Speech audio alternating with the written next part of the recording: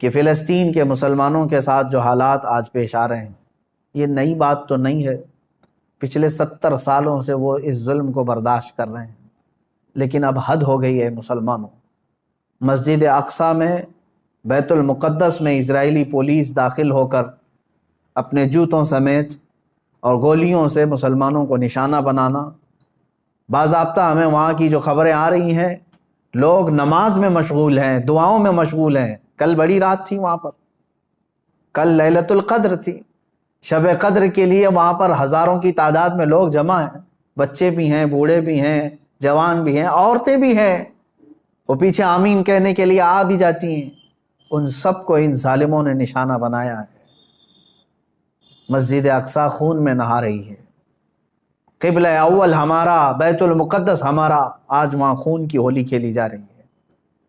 اب مجھے یہاں پر بات صرف اتنی کرنی ہے کہ وہ کہاں گئے سیکولر کے بھوت، وہ کہاں گئے جو انصاف اور امن و امان کی بات کرنے والے، ہیومن رائٹس کی تنظیمیں، کیا ان کے منہ میں گھی لگ گیا ہے؟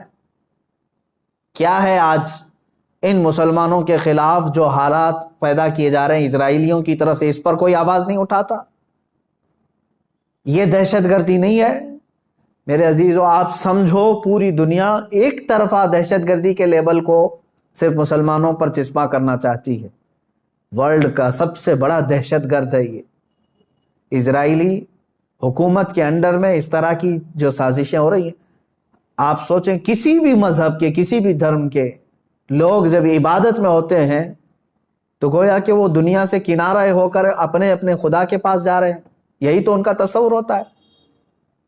عبادتوں کے وقت کسی کو گولیوں کا نشانہ بنانا اور صفوں کو درہم برہم کرنا اور بچوں پر بھی گن تان لینا اور وہاں کے نوجوانوں کے سر پر جوتیاں رکھ کر کے کھڑے ہو جانا، عورتوں کے دوپٹے کھینچ لینا، یہ ہے ایک چہرہ اسرائیل کا جس کو دنیا بتانا نہیں چاہتی۔ اور وہ سب حد پار کر کے بھی امن کے مسیحا ہیں اور دہشت گرد ہم ہیں۔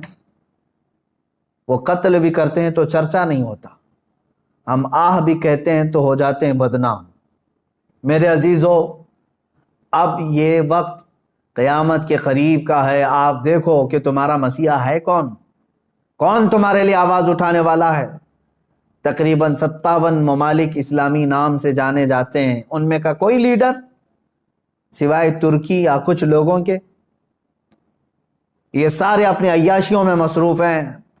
فلسطین کے بچوں کو ایک لقمہ کھانا دینے کے لیے بھی سعودی عرب کی حکومت تیار نہیں، امارات تیار نہیں۔ یہ تو اسرائیل کے ساتھ پینگے بڑھا رہے ہیں، اسرائیل کے ساتھ معاہدے کرنے چلے ہیں، اپنی پراپرٹیاں اور اپنے ایئرپورٹ ان کو گروی دینے کے لیے چلے ہیں۔ سمجھنے کی آج ضرورت ہے، جہاں اسلامی ملک ہم سمجھ رہے ہیں، سعودی ہو یا امارات ہو یا بحرین ہو یا قطر ہو، یہ تمام ممالک، ان سب کی نہ جانے کون سی مجبوریاں ہیں، یا ان کے گھروں میں کون سے یہودی آ کر داخل ہو چکے ہیں، یہ واللہ اعلم۔ کہ نہ سیریا کے مارے جانے والے مسلمانوں کے لیے بات کرتے ہیں، نہ فلسطین کے نہتے بچوں کے لیے بات کرتے ہیں، نہ یہ برما کے قتل عام پر کوئی بات کرتے ہیں۔ ان کو تو کچھ لینا دینا نہیں ہے امت مصطفیٰ سے، بلکہ یہ الٹا امت کے ان غریب مسلمانوں کو بلیم کرتے ہیں کہ یہ اس طرح دہشت پھیلاتے ہیں۔ ایک وقت آئے گا، دیکھ لینا، ان کی کرسیاں ہلیں گی، وقت آئے گا جب ان کے تاج اچھالے جائیں گے، یہ سب بہت بری موت مارے جائیں گے۔ اس لیے کہ میں نے پڑھا ہے کفر کی حکومت تو چل سکتی ہے لیکن ظلم کی حکومت نہیں چلے گی، ظلم زیادہ دن تک نہیں چلے گا، یہ صدائے بازگشت ہے، پلٹ کر کے واپس آنا ہے۔ آپ کو پتہ ہے، میں نے دیکھا ہے فلسطین کے بہت سارے لوگوں کو جن حالات میں وہ زندگی گزار رہے ہیں، اللہ کی پناہ، 35 سال، 40 سال سے ان کی مارکیٹوں پر کرفیو لگی ہے۔ کرفیو سمجھتے ہیں، ایک دن 2 دن کرفیو لگے تو ہماری دکانوں پر تالا، اور 40 سال سے کرفیو لگا کر کے رکھے ہیں کچھ مارکیٹس میں، بازاروں میں، دکانوں پر جالے لگ چکے ہیں، بہت ساری پراپرٹیاں اور جائیدادیں ہڑپ کر کے اسرائیلی غصب کر کے بیٹھے ہوئے ہیں۔ یہ ساری کی ساری چیزیں بنا ان عرب لیڈروں کی اجازت کے اور ان کی منظوری کے نہیں ہو رہی ہیں.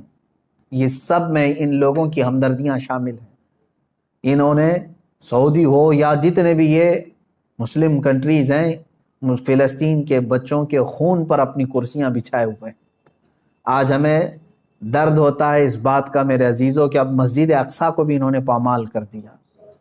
مسجد اقصیٰ کے اندر داخل ہو کر کے اپنی گن کو اٹھا لیا اور عبادتوں کی اور صفوں کو وہاں پر درہم برہم کر دیا.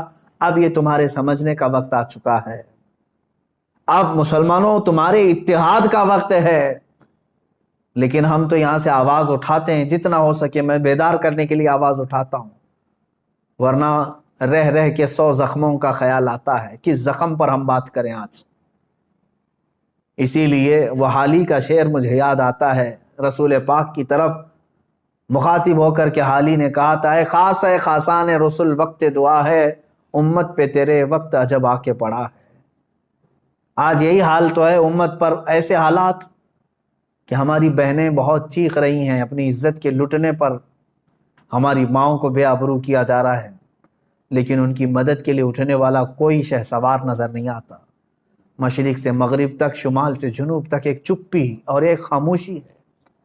ایک ایسا سنسان ماحول ہے کہ سب اپنوں میں اور اپنے آپ میں مست ہیں. تمہیں معلوم ہے آج ہم افطاری کے لیے بیٹھتے ہیں تو بڑی بڑی نعمتیں کھا لیتے ہیں. ان بچوں کا کیا ہوتا ہے جن کی افطاری کے وقت ان کے باپ اور ماں کی لاشیں سامنے رکھی رہتی ہیں؟ رمضان المبارک ان کا ہر سال اس طرح سے خون میں نہلا دیا جاتا ہے. یہ کون سا انصاف ہے؟ یہ امریکہ جو ہیومن رائٹس کی بات کرتا ہے، دنیا کو انصاف اور جمہوریت دینے کا علم بردار کہلاتا ہے، یہ سب کے سب ان فلسطینیوں کے قتل عام پر خاموشی اختیار کیے ہوں. کہاں ہے وہ اقوام متحدہ؟ کہاں ہے وہ UN ہے؟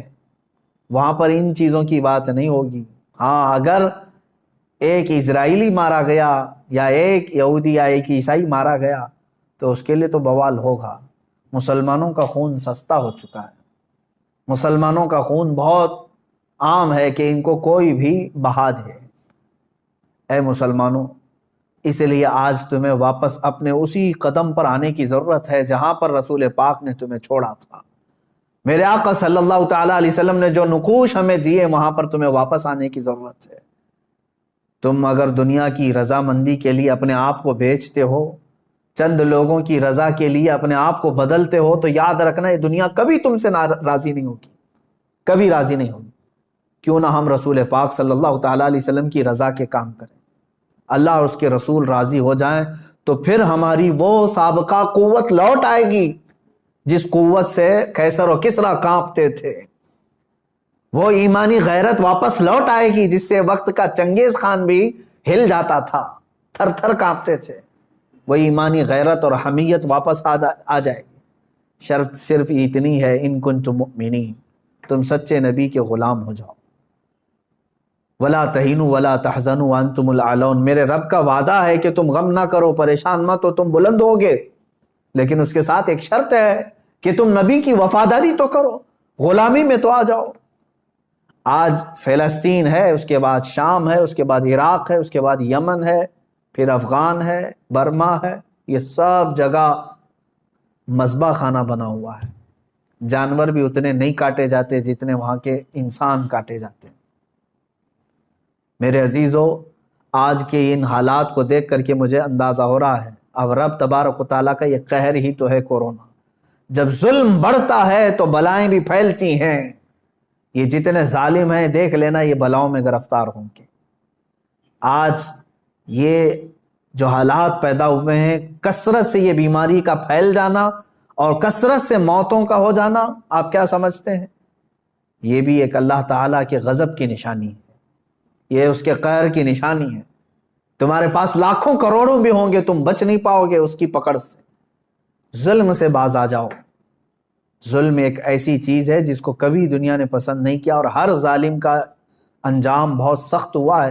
وہ چنگیز خان جس نے لاکھوں کی لاشیں بچھا دی تھی، محض گھوڑے پر بیٹھ کر کے ایک بار اپنے ہاتھ میں کسی چیز کو لے کر کھیل رہا تھا.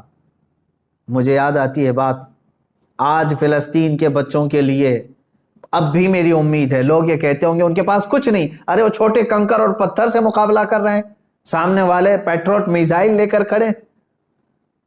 اسرائیلیوں کے پاس گن ہے اور وہ بچوں کی کھوپڑیوں پر لگاتے ہیں، اور دوسری طرف نہتے بچے ہیں. لیکن مجھے پھر بھی میرے رب تعالیٰ کی ذات سے یقین ہے، امید نہیں، یقین ہے کہ مولا کریم جس وقت حالات بدلتا ہے تو پھر ان یہودیوں کو دیکھ لینا، ان کو سر چھپانے کے لیے نہ کوئی پتھر ملے گا نہ کوئی درخت ملے گا. میرے آقا صلی اللہ تعالیٰ علیہ وسلم کی حدیث ہے، قیامت کے قریب تم دیکھو گے ہر پتھر یہ تمہیں پکار کر کے کہے گا اے مسلم آجا ادھر میرے پیچھے، کہ یہودی چھپا اسے قتل کر دے. یہ حدیث پاک میں ہے. یہ مارے جائیں گے، ان کا بھی انجام برا ہوگا، سخت ہوگا. یہ ظلم کا جو ننگا ناچ ناچ رہے، ان کو کیا لگتا ہے کہ ہمیشہ ہی رہیں گے؟ یہ خود چین سے کبھی نہیں رہ سکتے. ذلت والے لوگ، انبیاء کا بے حساب قتل کیا جنہوں نے، پوری دنیا کی آج چین و سکون کو غارت کرنے والا یہ اسرائیل کیا سمجھتا ہے کہ ہمیشہ ان کی حکومت قائم ہو جائے؟ میرے رب تبارک و تعالیٰ کا انتقام بہت قریب ہے، بہت قریب ہے. میں جو بات عرض کر رہا تھا وہ یہ ہے کہ فلسطین کے بچوں کے لیے اب بھی انشاءاللہ العزیز امید ہے، آئے گی. چنگیز خان ظالم تھا، اس نے انسانوں کی کھوپڑی سے مینار بنانے کا بھی حکم دے دیا تھا. اتنے قتل کرتے تھے، جس راستے سے وہ گزرتے پورے گاؤں کو جلا کے چلے جاتے تھے، کوئی نشانی نہیں رکھتے تھے. منگولیا کے رہنے والے یہ چنگیز خان نے ایک وقت ایسا آیا کہ تقریباً کئی 100 لوگوں کو، مسلمان بھی تھے اس میں اور دوسرے بھی تھے، قید کر کے لایا اور کھڑا کر دیا. قتل عام کا حکم تھا. 3 صفیں لگی ہوئی تھی، اس میں علماء تھے اکثر، ایک بڑی عمر کے بزرگ بھی اس میں کھڑے تھے، وہ پہلی صف میں تھے. تو جلاد کو اس نے حکم دیا، چنگیز خان اپنے گھوڑے پر بیٹھا ہوا تھا، حکم دیا کہ قتل کرو. تو پہلی صف کو جب قتل کرنے لگا جلاد، تو بڑی عمر والے جو تھے، وہ ایک بزرگ، وہ دوسری صف میں پیچھے چلے گئے کہ پہلی صف والوں کے سب سر اڑا دیے گئے، سب قتل ہو گئے. چنگیز خان دیکھ رہا تھا کہ ایک بوڑھا پہلی صف سے دوسری صف میں جا رہا ہے، دوسری صف کے قتل کا حکم ہو گیا. تو وہ بوڑھے میاں تیسری صف میں چلے گئے کہ بچ جاؤں کہیں سے. چنگیز یہ چیز دیکھ کر کے ہنس رہا تھا، کہکا مار رہا تھا. دوسری صف کے بھی پورے لوگ قتل ہو گئے. تیسری صف جب بچی تھی، تب چنگیز خان نے اس بوڑھے کو مخاطب کر کے کہا، بڑے میاں یہ آخری ہے، پہلی سے تم دوسری میں آ گئے، دوسری سے تیسری میں آ گئے، میں دیکھ رہا ہوں مسلسل تم کو، اب پیچھے کوئی صف نہیں، آگے میری تلوار ہے، بتاؤ اب کہاں جاؤ گے، اب کون بچائے گا؟ اس بزرگ نے کہا، میرے رب کی ذات سے اب بھی مجھے امید ہے، میرے اللہ سے مجھے اب بھی امید ہے، وہ اگر چاہے تو اب بھی مجھے بچائے گا. کہا کہ اب کوئی صورت ہی نہیں ہے تمہارے بچنے کی. قتل عام کا حکم تھا، تیسری صف کے لوگوں کو قتل کرنے کا آرڈر دیا ہی تھا. اچانک وہ کوئی چیز لے کر کے اپنے ہاتھ میں کھیل رہا تھا چنگیز خان، اس کے ہاتھ سے وہ گر گئی. وہ چیز جیسی گری، وہ جھک کر کے اٹھانے گیا تو گھوڑا ڈر گیا، اس کا ڈر کر کے بدک گیا اور ایسا دوڑا کہ چنگیز کے پیر جو ہے اس کے زین میں پھنسے رہ گئے اور سر نیچے لٹکا رہ گیا، اور گھوڑا اتنا سرپٹ دوڑتا گیا کہ اس کا سر جو ہے پتھروں سے ٹکراتا چلا گیا. اتنا ٹکرایا، لوگ پکڑنے کی کوشش کرتے رہے، گھوڑا کسی کے ہاتھ میں نہیں آیا. وہ بہت اعلیٰ نسل کا گھوڑا تھا جو چنگیز استعمال کرتا تھا. وہ گھوڑا بھاگتا رہا یہاں تک کہ بہت دیر کے بعد جب چنگیز خان کے گھوڑے کو قابو میں کیا گیا، اس کا سر جو ہے کئی پتھروں سے ٹکرا چکا تھا اور اس کے بعد اس کی موت آ چکی تھی، موت آ گئی. اس بابا نے کہا تھا، اب بھی اگر اللہ چاہے تو مجھے بچا لے گا. ظالم اگر سر پر بھی کھڑا ہے، گردن پر تلوار بھی ہے، اگر رب تبارک و تعالیٰ چاہے تو ظالم کو اسی وقت اس کے انجام تک پہنچاتے. آج بھی اسرائیل نے اگر حد کر دیا، بچوں کے خون، عورتوں کے خون کو مسجد اقصی میں بہا دیا، تو یاد رکھنا رب تبارک و تعالیٰ دیکھ رہا ہے. وَمَا اللَّهُ بِغَافِلٍ عَمَّا يَعْمَلُ الظَّالِمُونَ. اللہ ہرگز ظالموں کے کام سے غافل نہیں. انما یؤخرہم لیوم تشخص فیہ الابصار. ہاں وہ تھوڑا مؤخر کرتا ہے اپنی پکڑ کو، لیٹ کرتا ہے، دیر کرتا ہے پکڑ کو. کیوں؟ تاکہ سارے لوگ اس کا انجام دیکھ سکیں، سارے لوگ اس کا انجام دیکھ سکیں.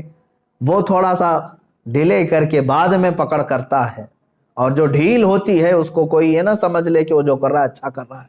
لیکن میں تمامی مسلمانوں سے کہنا چاہوں گا، اب بعض لوگ تو اپنی تسبیح اپنے مسلح پر تو آئی گئے ہیں کہ چلو فلسطین کے بچوں کے لیے دعا کرنا ہے. ظاہر سی بات ہے، اب دعا کے علاوہ بہت سارے لوگوں کے پاس بچا کیا ہے. آج یہی حالات ہیں ہمارے. لیکن ساتھ میں نوجوانوں سے کہنا چاہوں گا، اٹھو وہ گر نہ حشر نہ ہوگا پھر کبھی، دوڑو کے زمانہ چال اپنی چل گیا. جو چنگاری وہاں پر، جو آگ وہاں پر لگی ہے، اس کی چنگاریاں تمہارے گھر میں آنے پر دیر نہیں لگے گی. یاد رکھنا، پڑوس کے گھر میں اگر آگ لگی ہے تو چادر تان کر کے سو جانا یہ بیوقوفی ہے کہ اس گھر کی آگ کی چنگاریاں تمہارے گھر کو بھی جلا کر خاک کر سکتی ہیں. یہ تمہیں جگانے کے لیے، بیدار کرنے کے لیے ہے. جہاں جہاں تم ظلم کی یہ تمام داستانیں سن رہے ہو، وہ چنگاریاں تمہارے گھر سے بہت قریب ہیں. تمہارے گھروں کو خاکستر کرنے کے بھی منصوبے بنائے جا چکے ہیں. اس لیے ایمان کے ساتھ اور محبت مصطفیٰ کے ساتھ بیدار ہو جاؤ. قوت عشق سے ہر پست کو بالا کر دو، دہر میں نام محمد سے اجالا کر دو.